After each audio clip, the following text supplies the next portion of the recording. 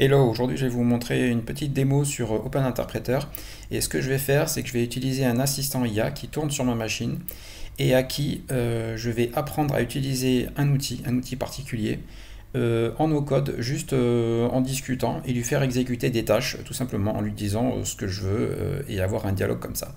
Donc ça se passe avec Open Interpreter. C'est un logiciel qui existe depuis un petit moment.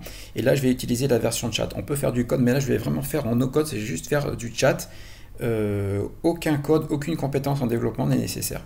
Donc voilà, la spec, c'est que on peut chatter avec un assistant en local. Et donc, il va passer des commandes et il va exécuter des tâches directement sur ma machine. Voilà. Donc, c'est un projet open source. Et il y a plusieurs modes. Il y a le mode où on va s'appuyer sur OpenAI dans mon cas, mais on peut aussi depuis peu utiliser des LLM qui tournent localement. Donc là, c'est carrément, les données restent purement locales sur la machine. Donc concrètement, à quoi ça ressemble? Donc comment j'ai découvert ce produit? En fait, tout simplement via ce tweet. Et depuis, j'utilise régulièrement Open Interpreter. Donc voilà, donc ça date de septembre 2023. Et à quoi ça ressemble? Eh bien voilà. Vous allez tout de suite voir et après on va se lancer dans la démo. Donc je lance juste la commande et ensuite je pars en chat et là il va mener des actions locales, il va exécuter le code qui va avoir un effet sur ma machine ou sur les programmes qui tournent sur ma machine. Voilà, donc il va générer un raisonnement, un code. Et comme il a accès à la machine en local, il va tout faire en local et l'exécution va se faire en local. Donc le nombre de possibilités est super important. Et nous, ce qu'on va faire, c'est qu'on va lui mettre à disposition un outil et lui faire exécuter carrément en lui donnant des ordres. Donc voilà, allez, c'est parti pour la démo. Donc je vais me positionner sur mon outil, sur ma repo, puisque c'est un dev spécifique que j'ai fait, lié au hackathon précédent. Et donc je vais m'envoyer un Mobitag, mais sauf que c'est mon assistant qui va le faire. Donc là maintenant je suis dans mon code, et on voit que j'ai mon outil ici. Donc ce que je vais faire, c'est que je vais lancer interpréteur, mais je ne vais pas utiliser l'option "-y". Si je mets l'option "-y", il va tout faire de son propre chef sans me demander confirmation. Là, je veux garder la main, donc il va me demander la permission à chaque fois qu'il avance. Voilà, donc je tourne sur des API OpenAI, comme je vous ai dit. Donc là, je suis sur GPT-4. Hello.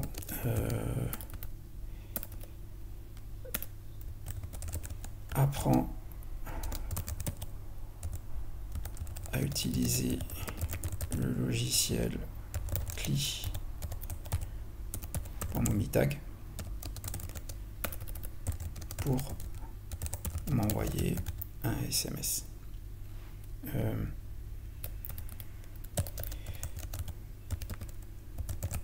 logiciel permet d'envoyer, voilà,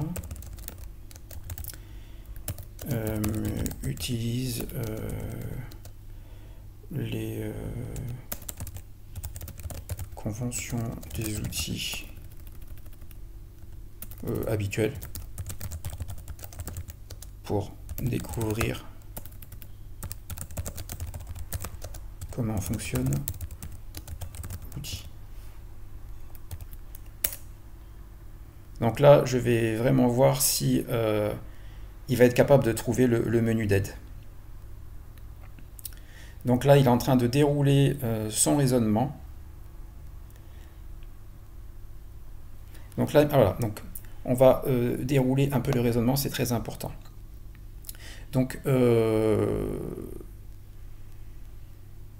d'accord, pour apprendre à utiliser le logiciel CLI./Mobitag, donc il n'est pas dans mon pav, donc c'est normal. Je vais l'exécuter avec des options de convention habituelles pour afficher l'aide et découvrir son utilisation de ces commandes. Donc là, c'est très important. L'idée qu'il va découvrir par lui-même. Je n'ai pas besoin de lui apprendre, je dis écoute, fais comme d'habitude, et c'est à lui de se débrouiller. La plupart des programmes CLI respectent certaines conventions telles que... Et donc là par contre, on revient sur le rôle du développeur, du concepteur qui se dit je vais préparer un outil qui va se documenter tout seul, qui va dire lui-même comment il peut être utilisé. Et donc là, le travail a été fait. Donc ensuite, il fait son plan d'action, c'est son raisonnement. Donc, vérifier que le logiciel CLI existe bien et est exécutable. Exécuter avec l'option "-help" pour découvrir comment il fonctionne. Exécuter "-tag" avec l'option "-version" pour obtenir des informations sur la version. Exécutons maintenant la première étape pour vérifier si le logiciel CLI existe bien. Et donc là, j'ai pas mis l'option "-y", donc il me demande l'autorisation. Donc oui, pour l'instant, ça me convient, ce code ne va pas faire de mal à ma machine. Donc là, on voit que il exécute localement le code et que la réponse, donc, il est exécutable. Ensuite, la suite du raisonnement arrive. Le fichier .mobitag existe bien et est exécutable. Passons maintenant à la deuxième étape. Nous allons exécuter ./mobitag avec l'option "-help" pour découvrir. Cela, nous respectons.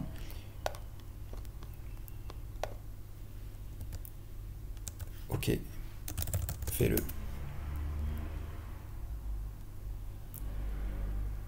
Donc là, il va aller, il s'est dit, bon, bah, généralement, on fait "-help", donc il demande l'autorisation. Donc, il le fait, et là, il a le message d'aide. Donc, dès ce moment, il va avoir sa réponse, donc qui est affichée ici, mais maintenant, il va l'analyser. Le logiciel .mobitag fournit l'information suivante pour son utilisation. Voici ce que chaque option signifie. "-t", cette option est utilisée pour spécifier le numéro de téléphone mobile du destinataire. "-m", le message, etc. Après, nous allons exécuter mobitag avec l'option "-v" pour obtenir comme la version du programme.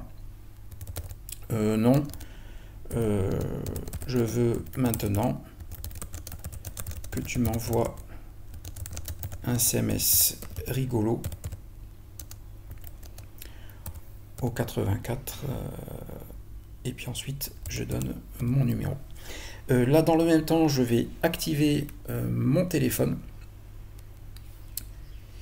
Donc je mets le son et également j'enregistre. Donc attention, là je vais être prêt pour enregistrer. Donc tout est prêt et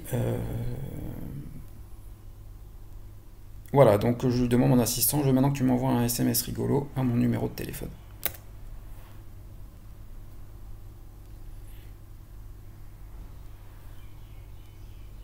Donc là, il analyse que le destinataire avec le numéro, et ensuite le message, un petit message rigolo.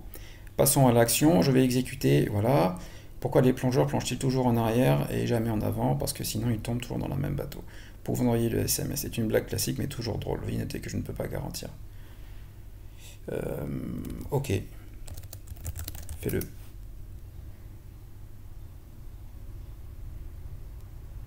Donc là, il écrit la commande qu'il va faire et il me demande validation.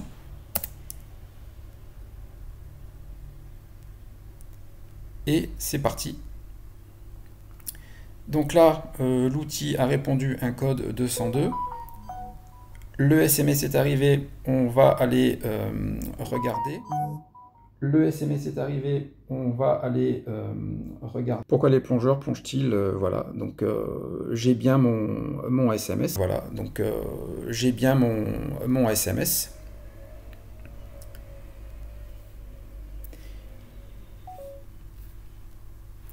Et maintenant, je vais passer à l'analyse, qui est intéressante. Donc, la fin de l'assistant. Le logiciel mobitag indique que le message a été correctement accepté pour la livraison avec le code retour 202 accepté. Cela signifie. Et donc là, il me fournit une analyse qu'il a été envoyé avec succès à son destinataire au numéro cible. Vérifiez que votre téléphone pour voir si le message rigolo est arrivé. C'est ce que je viens de faire. Si vous n'avez pas encore reçu de message, veuillez patienter car l'envoi de SMS peut parfois attendre un certain temps. Donc là, il fait référence au fait que c'est un code 202 en fait. Si vous avez d'autres questions, alors moi je vais dire envoie-moi un autre SMS rigolo pour les geeks et sur le code HTTP 202. Donc là avec ce challenge maintenant ce qu'on va voir c'est, donc là vous avez vu que je suis en train de dérouler une conversation, il y a un contexte, et je ne vais pas lui rappeler mon numéro de téléphone, je veux juste qu'il fasse le job. Donc je vais réactiver mon enregistrement, et je vais lui donner l'ordre de le faire.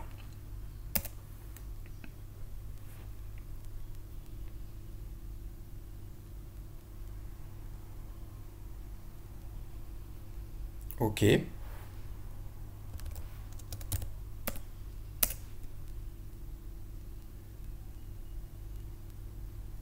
Donc là, il s'est souvenu de mon contexte. Il me demande toujours l'autorisation parce que c'est les contraintes que j'ai mises. Ah, le message est trop long. Oh, très intéressant. Donc là, on voit que l'outil a vu que la requête était trop large. Donc là, il va essayer de trouver une solution tout seul. Donc la requête est vraiment trop mineuse pour que le serveur puisse la traiter, ce qui est vrai. Ce petit a l'accès de caractères dans le SMS. Les messages SMS sont généralement une unité de caractères, tentant de raccourcir le message. Ok.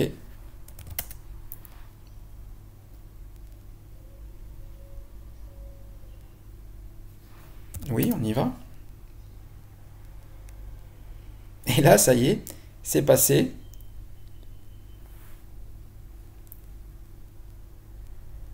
Je viens de recevoir le texto. Et là, ça y est, c'est passé. Voilà, ça clôt la démo. J'espère que ça vous aura intéressé. Et puis, imaginez toutes les possibilités qu'il y a. Là, j'ai juste montré sur les outils, mais il y a plein d'autres possibilités sur Pod Interpreter.